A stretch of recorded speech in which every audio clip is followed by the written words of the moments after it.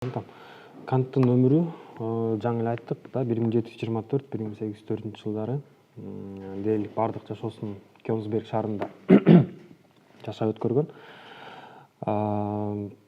Биз айттык сырткы жашоосу өтө эч нерсе менен айырмаланбаган, бир жөнөкөй өтө жөнөкөй болгону менен бирок ички дүйнөсү шундук нерселер болду. Анын жыйынтыгы болуп биз айткан 2-3 жумушу, андан сырткаркы дагы жумуштары бар.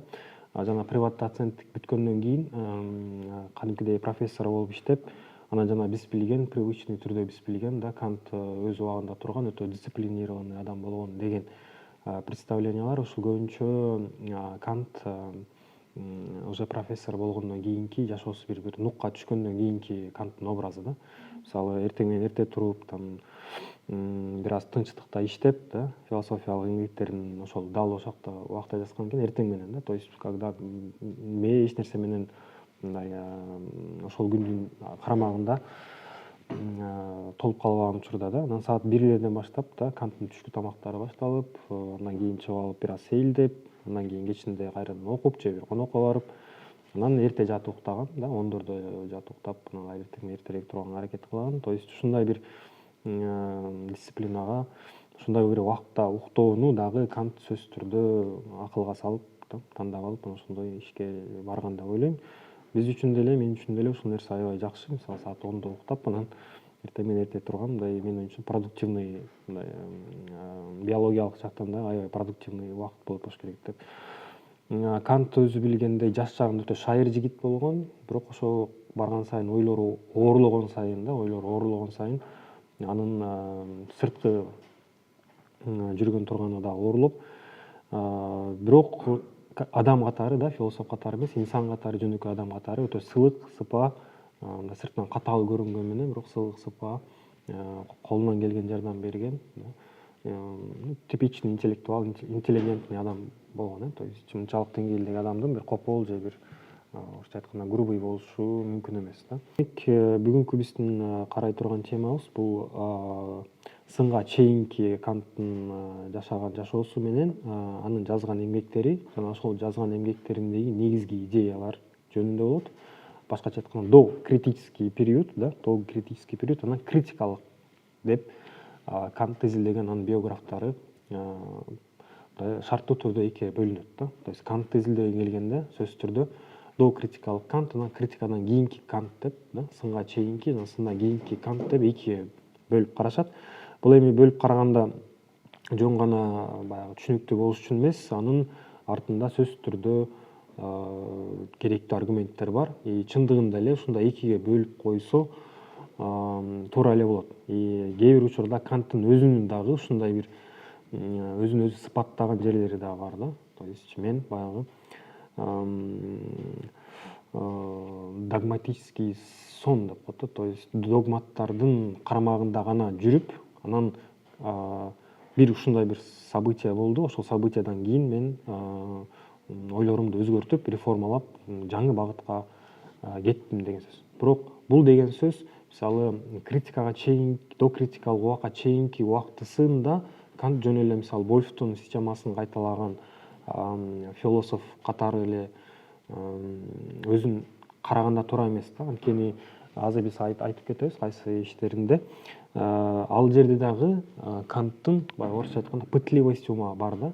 Башкача айтканда Кант деле мисалы докритический убакытка чейин мисалы бирөөнүн жазгандарын, айткандарын айтып берип эле токтоп калган эмес да. Башкача айтканда Кант ошол критикалык убакытта эле Кант болчу да.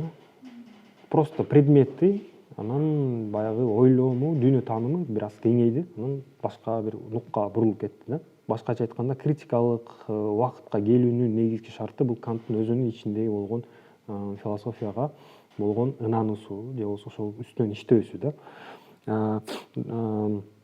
Биринчи убакыт, докритикалык убакыт сынга чейинки бул 1770 жылдарга чейинки убакыт да, жанагы улуу тыныгуу деп атпайбызбы, же улуу унчукпоо убакка чейинкисин шарттуу түрдө биз докритикалык убакыт деп атайбыз да. Ал өз сөзү менен айткан да, догматикалык уйкудан ушул мезгилде ойгонгон дегенде, бул жерден ушул жерден мен айткан Дэвид Юм да, шотландиялык философтун таасиринин астында болду деп айтсак болот да. То есть Дэвид Юм Кантка мындай жана догмат уйкудан ойготкон эң күчтүү философ бул ошол Дэвид Юм, потому что Дэвид Юм бул скептик да, скептик и жалпы түрүнөн айтканда скептик мындай абсолюттук билимдин болушунун мүмкүн эмес деп эсептеген философ да. Канттын өзүнүн көзү тирүү кезинде ушул доокритикалык жазылган эмгектерин өзүнүн баягы жалпы собрание сочинениясына да толук топтомуна киргизбей койгон да, өзү. То есть аны бир мындай талкууга аларлык деп эсептеген эмес. Кээ бир эки чыгармасын киргизген экен, бирок жалпысынан аны киргизген эмес. Эрте чыгармачылык убактысындагы жазгандарын Кант өзү өтө чоң баалаган эмес да. Мисалы башкаларды алсак, мисалы мен там жаш кезинде бир работаны жазгам, и вот ошол работаны менен эле кайра кийин өзгөртүп кетип аткан учурлар болот да. Мисалы Джон Роулс деген билсеңер керек да, теория справедливости жазган мисалы философ да. Аны менин оюмча жашыраак эле кезинде жазган, бирок ал ошол теориясын өмүр бою мындай жакшыртып улам кеткен да. Кантта андай в принципе болгон эмес да. То есть поворотный убакыттар Кантта көбүрөөк болгон да. Так, анан критикалык мезгили жанагы 1700 жылдан кийинки убакыт да, 90-95 жылдарга чейинки убакыт бул критикалык мезгил деп атайбыз. Ушул критикалык мезгилде атактуу биз билген эмгектер жаралат. Биринчиси таза акылдын сыны, прагматикалык акылдын сыны, анан критика способности суждения. Менин ChatGPT'им ушундайды сот жөндөмүнүн сыны деп коюпту, бирок өтө критика способности суждения да. Критика способности суждения. Биринчи, доокритикалык философиясында кайсыл темалар Кантка кызыктуу болгон? Биринчи, табиатты таанууга кызыгуу жана космос теориясы. То есть натур философия башкача айтканда. Анткени ошол убакта Ньютондун теориялары өтө кызык, белгилүү болгон баарына тең. И албетте Кант дагы ошол нерсеге абдан кызыккан. Канттын эрте жазылган эмгектеринде табиат таанууга багытталган китеп иштери бар. Ал биринчи кызыктырган нерсе бул жердин келечеги жөнүндөгү прогноздор жазган эмгеги бар. То есть жердин келечеги кандай болот? Аны кызыктырган тема мисалы океандар көтөрүлөт, тоолор урайт, анан дүйнө жүзүндө бир өйдө болбогон бир мейкиндик пайда болот деген идея болгон да. Ушундай баягы жаратылышты, жерди, биздин планетаны ушундай элестеткен. То есть түздүктөр гана болот, океандар көтөрүлөт и көп жерди суу басып калат деген ушундай. Ошол кезде ушундай идеялар болгон экен. 1755 жылы Лиссабондо да, азыркы Португалияда жер титирөө болгон, эң чоң ошол кезде эң чоң жер титирөө болуп эсептелинет. И вот ошол жер титирөөнү Кант илимий жактан анализдеп жана түшүндүргөнгө аракет кылган. Абанын кыймылы, жер кыртышы, геологиялык кубулуштар тууралуу жазган эмгектер да. Бул эмгектери ошол убакта мындай азыркы тил менен айтканда научно-популярный темалар да. То есть научно-популярный болгондо сөзсүз түрдө эле өтө терең илимий тексттер эмес, бирок мындай көпчүлүккө да популярный тексттерди айтсак болот. 1755 жылы жалпы табигый тарых жана асман теориясы деген китеп жазган. Анын негизги идеясы космос тартиби сырткы күчтүн келгүчүсүнөн эмес, хаостон өз алдынча пайда болот дейт. Башкача айтканда, Канттын ою боюнча ошол кездеги биздин космос, биздин вселенная да, эмне деп которобуз, вселенная, алам, биздин алам хаостан порядокко да, хаостан порядокко келип турат деген идеяны айткан да. То есть иными словами, Вселенная стремится к порядку, да, то есть Вселенная всегда стремится к порядку. И это естественное состояние Вселенного. Да? То есть, да, есть хаос, но в целом Вселенная стремится к какому-то порядку деген идея. Да? Азыркы тил менен айтканда, азыркы мисалы идея менен айтканда термодинамика деген энтропия деген теорияга каршы да. То есть азыркы физика тил менен айтканда Канттын ойлору мындай эски ойлордон. Анткени энтропиянын азыркы физикада энтропия деген түшүнүктүн негизинде биздин вселенная, биздин алам сөзсүз түрдө эле порядкка умтулуу жок да. Наоборот, тескерисинче хаоска умтулуусу дагы бар да, энтропия, то есть разложение, да, разложение чего-то. То есть биздин алам сөзсүз түрдө эле хаостон порядокко эмес, порядоктон хаоска дагы жылып турган явление кубулуштары бар да. То есть бул жагынан айтканда Канттын бул жагында айткан ойлору сөзсүз түрдө бүгүнкү илимдин көз карашы менен анчалык кобошпойт да. Андан кийинки ойлору Ньютондун концепциясына багытталган убакыт жана мейкиндик идеясы. Убакыт жана время и пространство.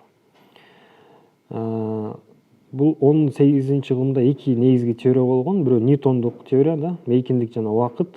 Анан Лейбництин, анан Вольфтун реляционный теория пространства деген эки главный теория болгон бул учурда. Ньютонский концепцияны эсиңерге сала кетейин да. Ньютондун концепциясында убакыт менен мейкиндик бул абсолюттук мындай резервуарлар да. Башкача айтканда пространство менен время ааламда мындай бир контейнер сыяктуу да. Ошондой эстеткен да. Пространство, время бул контейнер, бардык нерселер ошо время менен пространствонун ичинде болот деген да. То есть аалам бул время и пространство да. То есть пространство. Ошол бардык нерселер ошол время менен пространствонун ичинде гана болот деген идея да. То есть эгерде нерселер болбой турган болсо деле время и пространство абсолюттук түрдө бар да. То есть утверждение, что время и пространство ана как бы универсальный да. Ушундай деп эсептейбиз да негизи, туурабы? И ал адамдын көз карандысыз да.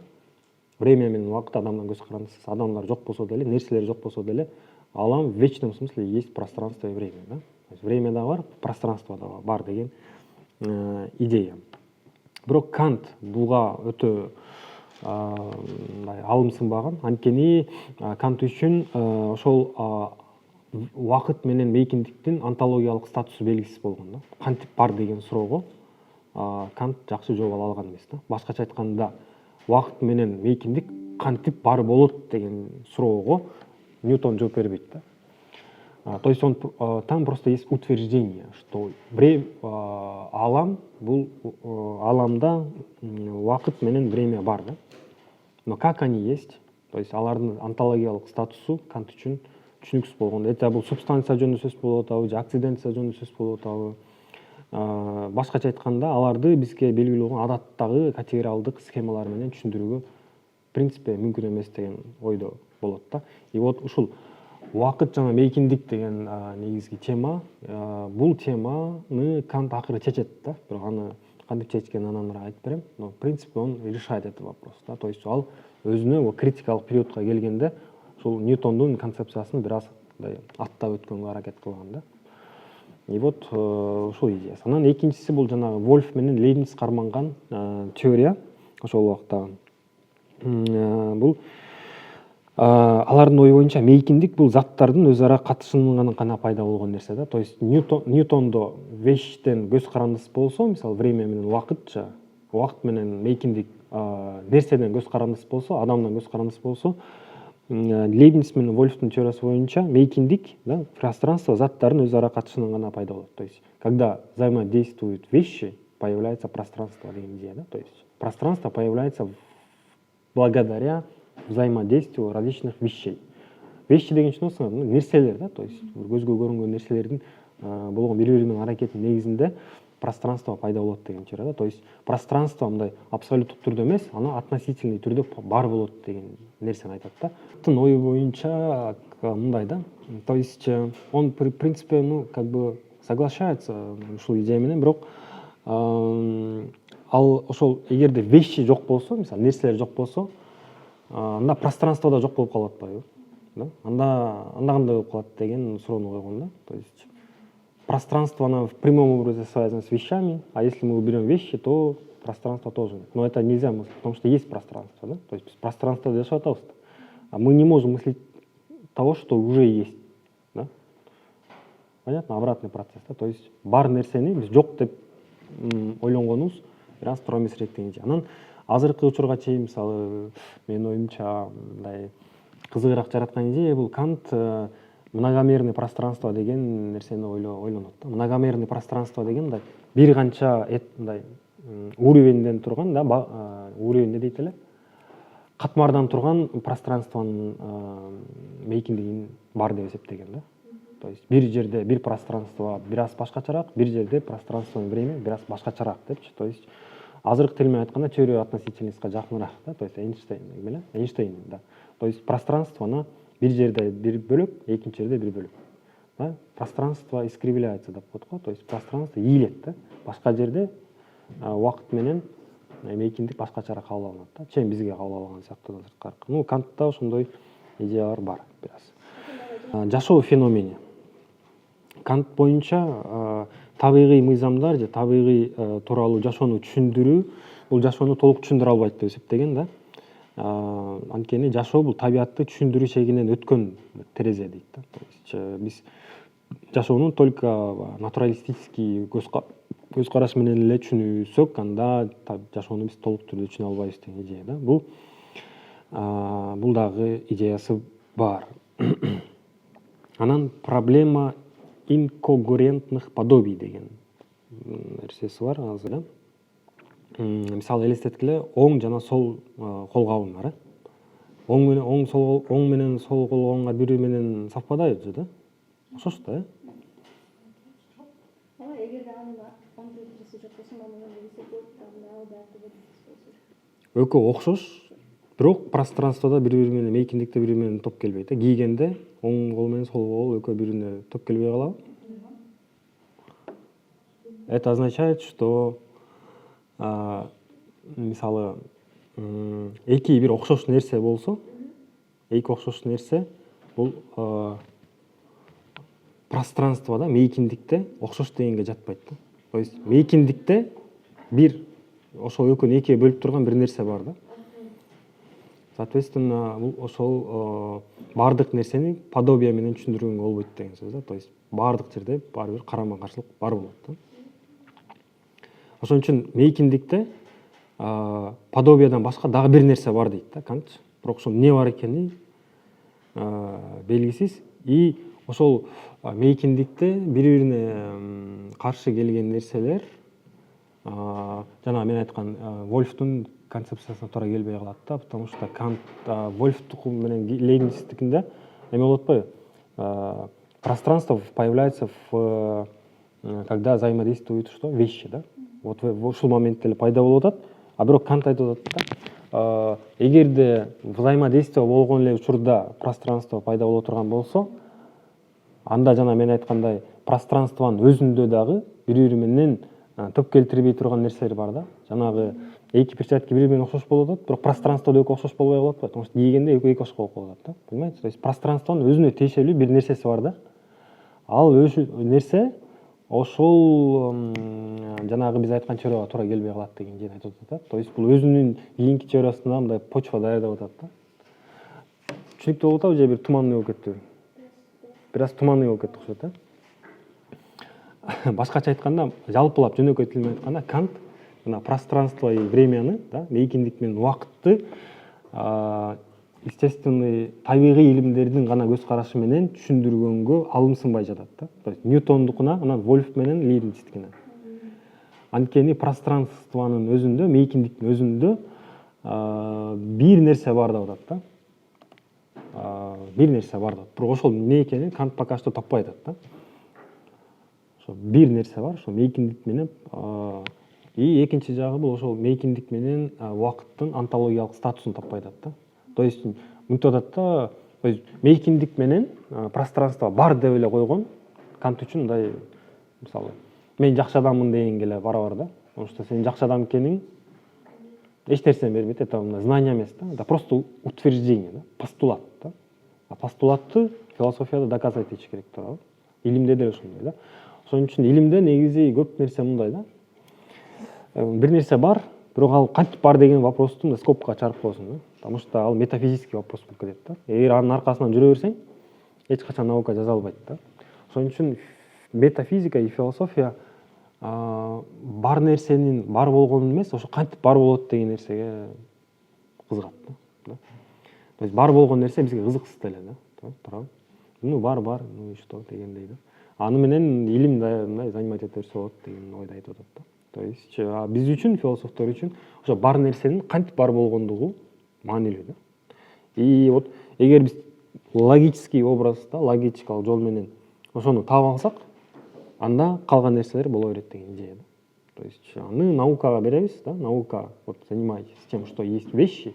Вещилер менен, закондор менен илим занимать эте берет да. Ал эктене берет. а биз ошону кантип бар болгондугун чечиш керек деген идея да.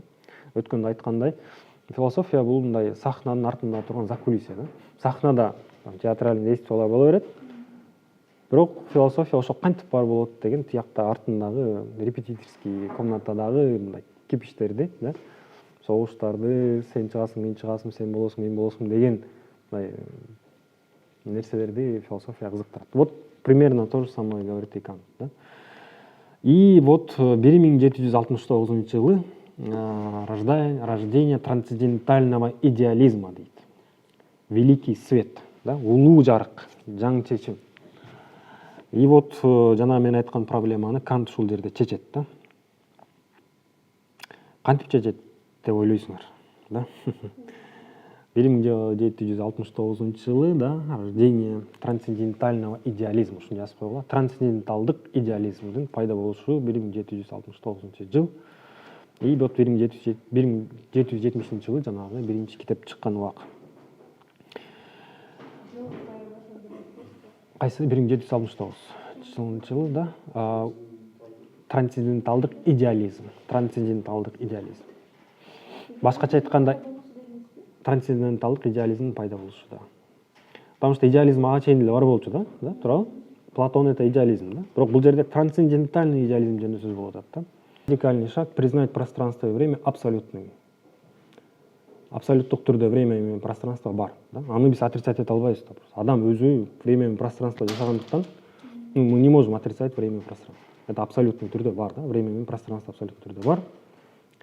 Жазыңар, бирок сырткы дүйнөнүн касиети эмес да. Мейкиндик жана убакыт сырткы дүйнөнүн касиети эмес, адамдын сезүү жөндөмүнүн априордук формалары. Башкача айтканда, убакыт менен мейкиндик бул нерселердин жана аламдын касиеттери эмес да. Байкап атсыңарбы? Бул адамдын ошол нерселерди кабыл алууга болгон жөндөмдүүлүгү. Так, эми бул жерде кандай деген ой болуп атат? То есть жалпысынан алганда бир жөнөкөй эле ой сыяктуу көрүнүп атат, бирок өтө фундаменталдуу ой да. То есть башкача айтканда, ушул жерден баштап Канттын критика чистого разумусу башталат да. То есть ядро, фундамент ушундан башталат. Пространство и время не вещи и не свойства вещей. Это способы, каким человеческий субъект воспринимает явление. Жалпылап айтканда, кандай деп түшүнүңөр? Бир сөз бар да, мындай жалпылап айтып көргүлөчү. Кандай нерсе болуп кетти? То есть убакыт менен мейкиндик бул аламга тиешеси нерсе эмес. Абсолюттуу түрдө бар, бирок бар экенин отрицать этпейбиз, бирок ал ошол нерселердин өзүнө тиешелүү касиетпи? Же болбосо ал адамдын эмес, негизи адамдын таанып билүү жөндөм жок, таанып билүү эмес, сезим аркылуу таанып билүү жөндөмдүүлүгүнүн формасы деп атат да. Акыл эмес. Сезим аркылуу. Бирок априори болгондо получается убакыт менен мейкиндик бар. Абсолюттук түрдө бар, ооба. Бирок типа адамдан бөлөк нерсе эмес дегендей бир. Адамдан бөлөк эмес, адам менен кошо эле бир адамдын сезүүсү аркылуу дегендей. Ооба. Ооба, мындай жалпысынан жеңил эле нерсе, бирок ошону эме кылышыңар керек болуп атат да, мындай фиксировать этиш керек болуп атат да. Ошондо ар бир адам убакытты башкача. Жок. Адам бир эле кабыл алат. Ар бир адам бир эле убакытты чыгат, азыр мисалы үчүн баарыбызга убакыт берип. Ооба. Адам деген понятие абстрактур.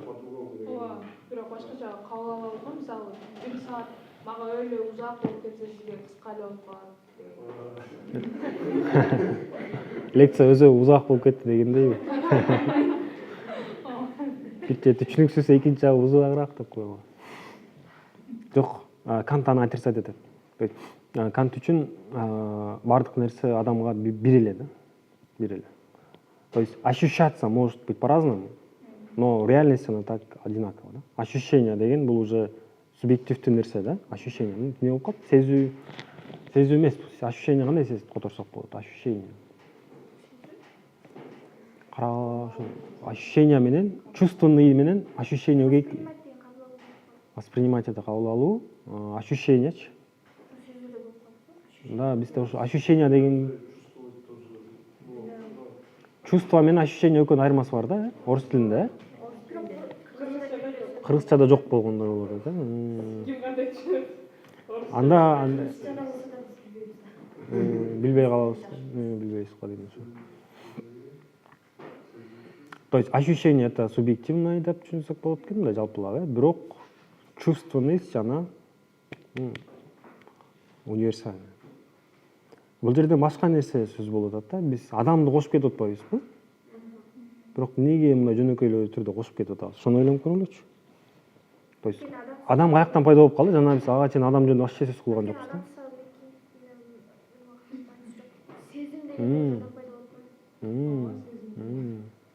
А эмнеге тиги Лейбниц менен тиги Ньютондо адам жок? Алар физика тарабынан карап. Как это называется иначе? Антропологический что? Антропологический поворот, либо антропоцентризм. Да. То есть Кант ушунчалык башкача тил менен айтканда, Кант бардык нерсени адамга байлап койгон да. То есть бул фундаментальный нерсе да, то есть адамга байлап койгон да. И акылга эмес, сезимге байлап койгон да. И априордукка байлап койгон да. Априордук дегенди түшүнөсүңөрбү? Эмне деген сөз? Эмне деген сөз бул? Тажрыйбага чейинки адам менен табигый түрдө да төрөлгөн нерсе. Тубаса. Априордук тубаса деген сөз. То есть тажрыйбага чейинки, опытка чейинки билимдер да. Априордук. Анан эмнеге биз бул жерде сезимдерде туруп, сезимди букканда негизи сезимдер тажрыйба аркылуу алынбайбы? Сезим. Анан кийин тажрыйба болуп туруп, апостериори эмес, априори болот. Жок, бул жерде биз сезимдер болгондо биз эме жөнүндө сөз кылып атпайбызбы? Жок, сезүү жөнүндө, мындай сезүү жөнүндө эмес, именно ошо сезүүнүн бар болушунун негизги мейкиндик менен убакытты айтып атпайбызбы? То есть мейкиндик менен убакыт бул сезүү жөндөмүнүн априордук формулалары. То есть бул мындай кармаган жөнүндө сөз болгон жок, формасы жөнүндө сөз болуп атат да. Сезүү адамдын сезүү жөндөмүнүн априордук формулалары. Бул убакыт жана мейкиндик. Всё. То есть мисалы башка философтордо убакыт менен мейкиндик акылга да таяна берет. То есть акыл аркылуу гана эмес, убакыт менен мейкиндикти кабыл алабыз деп атат да. Бирок Кант айтып атат, бирок сезимге гана байланыштуу деп. Сезимге байланыштуу, бирок сезимдин формасы да. Сезимдин өзү эмес, сезимдин формасы. Башкача айтканда, такой фундаментальный поворот да. Мисалы Платондо бул нерсе жок, Аристотельде жок да. Аристотель мисалы абсолюттук түрдө бытие бар деп атат, бирок ал адамга вообще тиешеси жок болушу мүмкүн да. А бул космический явленияны дүйнө жүзүнүн баарын тең адамдын сезимине байлап коюп атат да. Байкотсуңар. И априордук түрдө деп атат да. Апостериордук түрдө эмес, эмне априордук түрдө.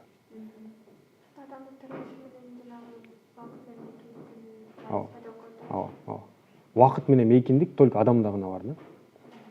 Жок, абсолюттук түрдө бар дедик да. Убакыт менен мейкиндик в смысле бар да. Бирок аны адам сезим аркылуу эле кабыл алат да. Биздин сезишибиз аркылуу. Ооба. Жок, биздин сезимибиздин өзүндө убакыт менен мейкиндик бар да, төрөлгөн деле. Биз ошол менен төрөлөбүз, анан жана сиз айткан опытты да, тажрыйбаны ошол формулалар менен эле кабыл алабыз деген идея да. Понимаете? Канттын 4 суроосу бар, билесиңерби? Айтып эле силерге башка сабактардан. Кайсы суроо? Как я могу познать, что я могу надеяться и что мне делать, беле ушундай да? И 4-й вопрос дейт да. Самый главный вопрос философии, что такое человек? Понимаете? Вот ушундун да. То есть бардык нерсени бул Кант адамдын денесине байлап койгон, понимаете? Вот это и есть поворот философии. Адам деген эмне? И вот өзү айтат Кант. Эгерде биз 3 суроого жооп бере турган болсок, жана 1-чи, 3-чү суроого жооп берсек, 4-чү суроо само по собой решится. Адам деген эмне? То есть философия Кант үчүн бул ушул суроого жооп берүү да. То есть мир сама по себе как дегенге Кант жооп бербейт. Ему безразлично это. Этим занимается наука, да? Илим. А философия занимается только тем, что такое человек.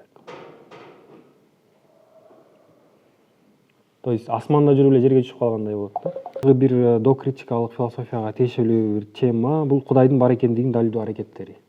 То есть доказательство бытия Бога или существования Бога. Өзүңөр билсеңер керек, орто кылымдарда ушул тема өтө популярный болгон да. Ошол эле Фома Аквинскийде, Скотт Ирюгенде и ошол убакта Кант жашап аткан убакта ушул проблема же ушул баягы метафизикалык спекуляция өтө популярдуу болгон дагы, и Кант дагы бул жерден сырт жакта калган эмес да. Бирок Кант үчүн салттуу онтологиялык, космологиялык жана теологиялык да далилдерди четке каккан. То есть Кант үчүн онтологиялык, космологиялык жана теологиялык Кудайдын бар экенин далилдөө концепциялары Кантты такыр эле мындай ынандырган эмес да. Анан Кант өзүнүн рационалдык версиясын сунуштаган, бирок кийин анын да чектерин көрсөткөн.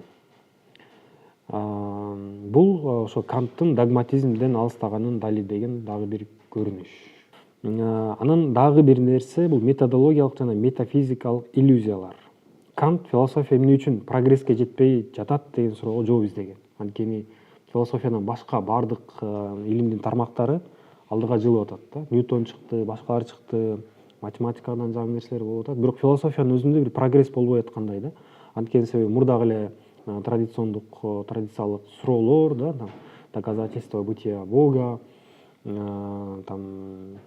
бытие деген эмне деген сыяктуу эле суроолордун тегерегинде философия жүрөт.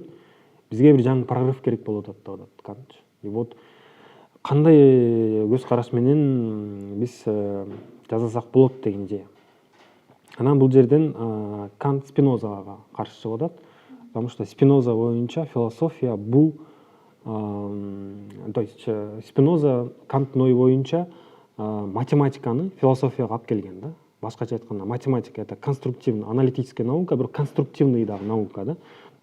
Башкача айтканда, эгерде жанагы Спинозанын этикасын карай турган болсок, и мисалы Делес ошол Спинозадан аябай таасир алган да. Анан ошол «Что такое философия» деген китеби бар. Ошол жерде айтат да, философия — это деятельность по конструированию понятий и реальности дейт да. То есть философия биздин реальностьти конструкциялайт деп атат, жасайт деп атат да. А математика то же самое деген ойдо болуп атат да. И математика Канттын ою боюнча философия математика сыяктуу конструкцияланбайт деген тезисти коюп атат да. Философия Кант боюнча бул аналитикалык илим да. Конструктивный илим эмес, а именно аналитикалык илим да. То есть бул жерде ошо Спиноза менен бир аз келишпей калган жактары бар да. То есть Кант үчүн философия бул аналитика да, а не конструкция. Бизге демек методологияны өзгөртүш керек деген идеяны коет да Кант. То есть эгерде философияда прогресс болбой жаткан болсо, анда философиянын өзүндө күнөө эмес, бизге философиялык методдорду, жаңы методдорду киргизиш керек деген идея пайда.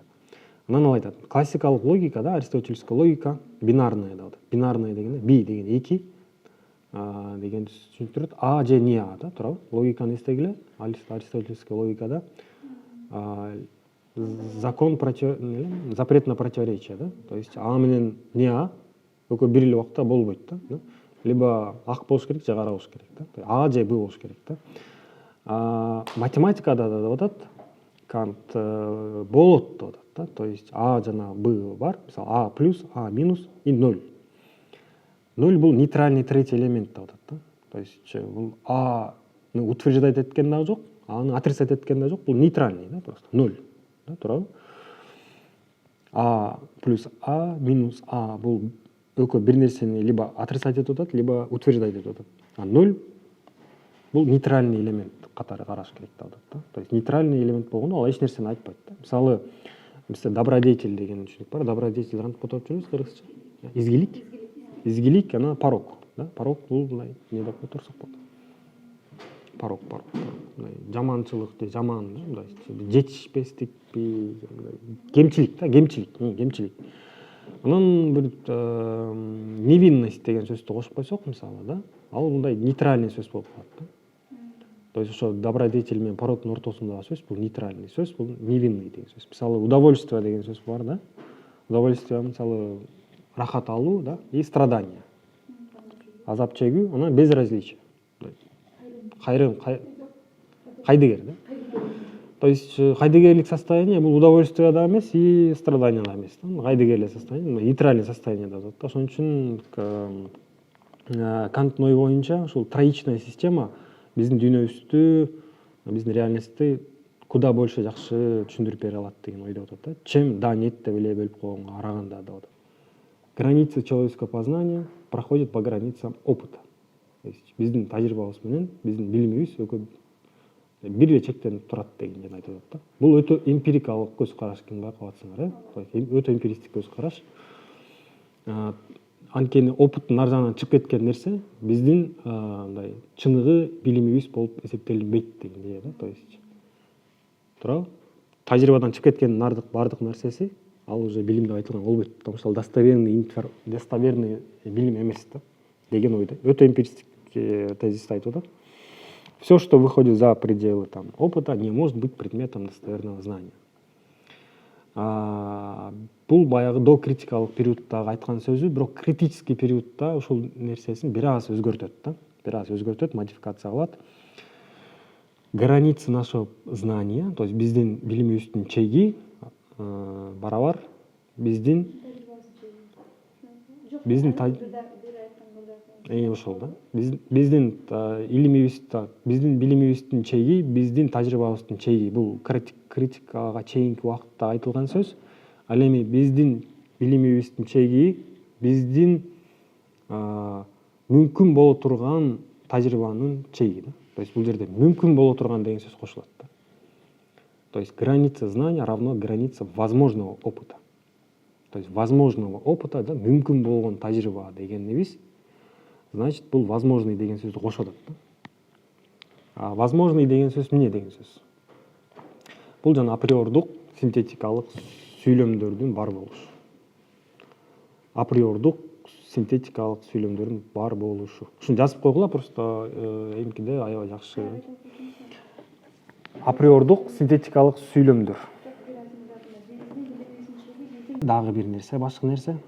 Кант ойлойт да, эгерде биз түшүнүктөрдү бири-бири менен чабыштыра берсек дейт да, анда көп иллюзиябыз пайда болот деп атат да.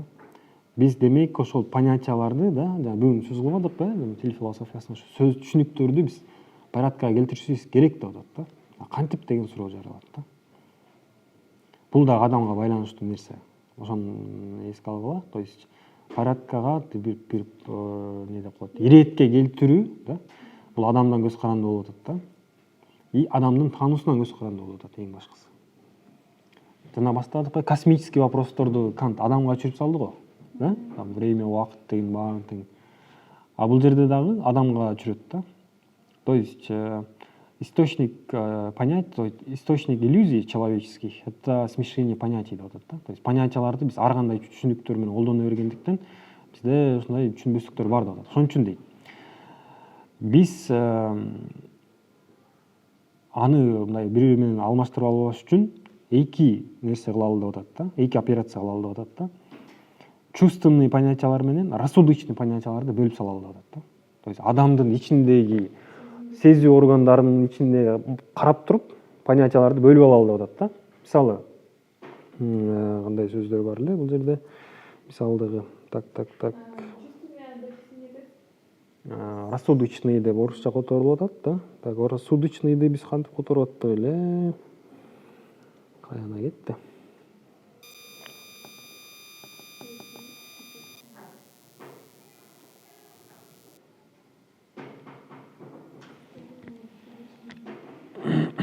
Рассудочные.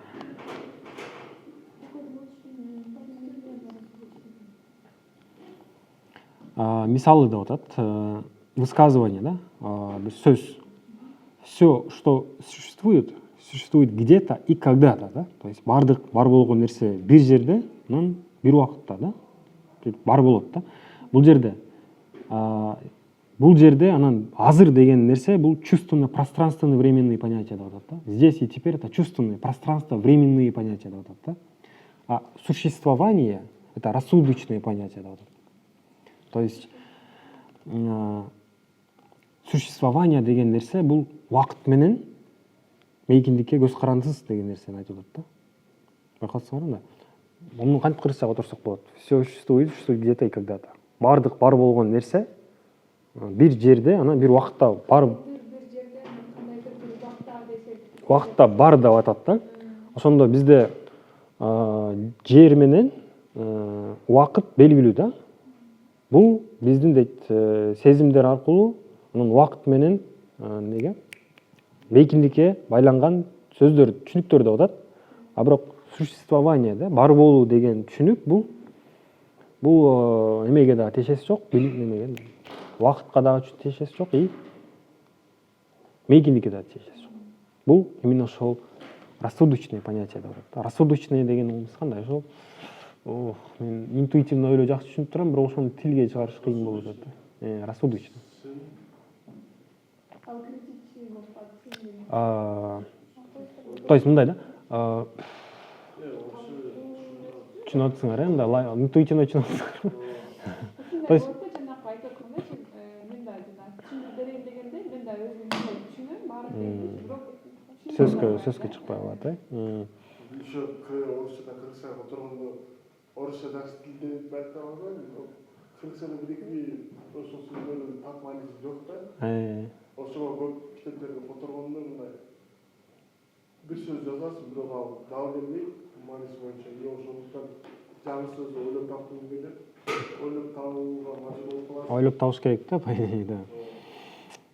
Бул мындай да, мындай маанисин түшүнүп алалы. Мааниси мындай. Биздин чувственный познаниябызда дейт да, кантча өзүбүздүн ошол тубаса бир понятиялар бар дейт да. То есть понятиялар бар.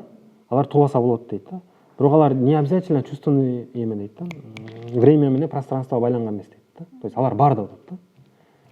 И вот ошол рассудочный понятие деп атат да. То есть алар понятие да. То есть опытка тиешеси жок. Бирок ал эмеге да тиешеси жок да, мындай эмпирикалык нерсегечи. То есть ортодогу бир түшүнүк да. Анан муну кийинкисинде мындай болуп калат да. Значит деп атат. Ойлонсоңор мына бизде ушундай түшүнүктөр бар экен. Анан бизде убакыт менен мейкиндик биздин мээбиздин эле тиги тубаса нерсебиз болуп атса, бирок ошол мейкиндик биздин чувственный формабыз, да, сезүү органдарыбыз ошол дүйнөнү мындай жакшынакай кылып түшүндүрүп берип атса, бул кандай бир совпадение болуп калды деген ой болуп атат да. Бул мындай кокустуктан болуп атабы же чын эле ушундайбы деген сөз болуп атат.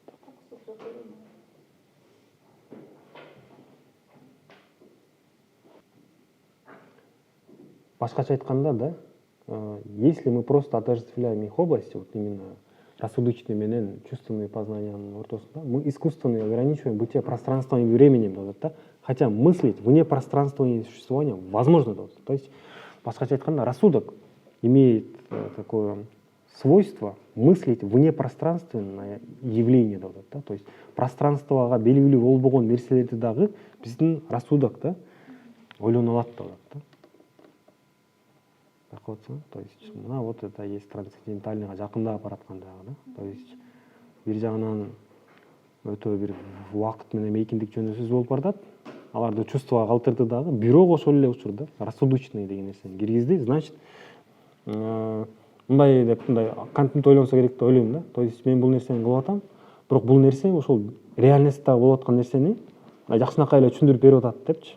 То есть бул менин оюм мындай кокустан болуп эле түшүндүрүп берип атабы же реальность эле ошондойбу деген вопрос болуп калган да.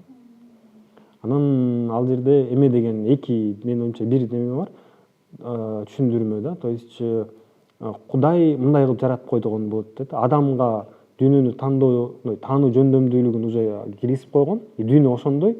Вот ошол экөөнүн ортосунда гармония бар депчи. И Кант просто ошону ачып койду деген сыяктуу түшүнүктөр бар да. То есть адамдын таануу жөндөмдүүлүгү дүйнөнү таанууга болгон ачык жагы экөө бири-бирине төп келип калган да. Кант ошону ачып койгон сыяктуу деген көз караш болуп атат да. Бирок Кант, конечно, андай Кудайды бака бияка киргизбейт да. Менче кокустук жок. Догматикалык уйкудан ойгонуу жана субъекттин активдүү субъект жөнүндөгү иш да. Пробуждение догматического сна, да, уйкудан ойгонуу, анан активдүү субъект жөнүндөгү теория. Кант 1770-жылды ошол сезимдер менен акылдын ортосундагы бири бири менен болгон байланыш жөнүндөгү ишти жазайын деп жазат диссертация о форме и принципах чувственно воспринимаемого и умопостигаемого мира депчи. Активдүү субъект жөнүндөгү теория.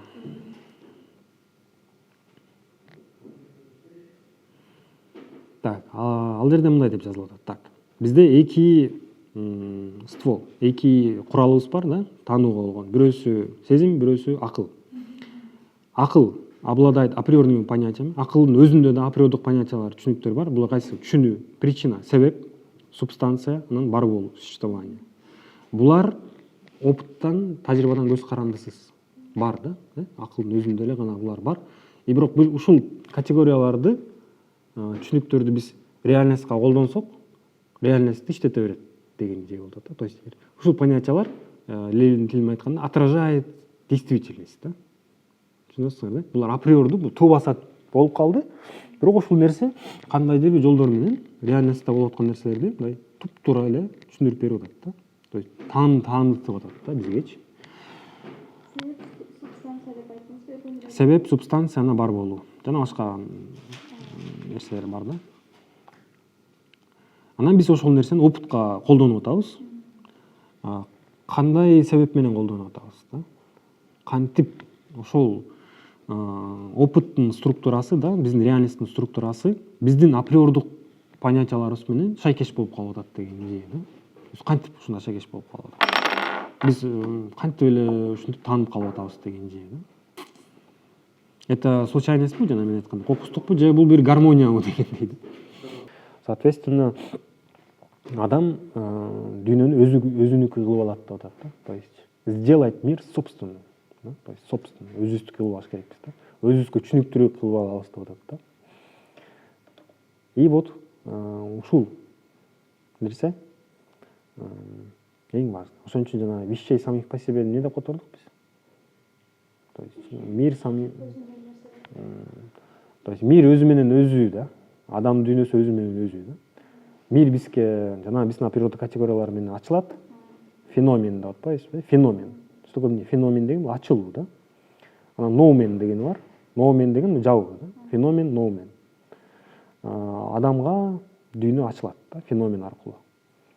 Бирок полностью түрдө ачылбайт да, потому что адамдын таануу куралдары ограниченный да, мындай чектелүү. Соответственно, биз мирдин бир мындай эле бир учун билебиз деген идея да. Жок. Кант ошо скептицизм менен неменин ортосунан өтүп кетет да.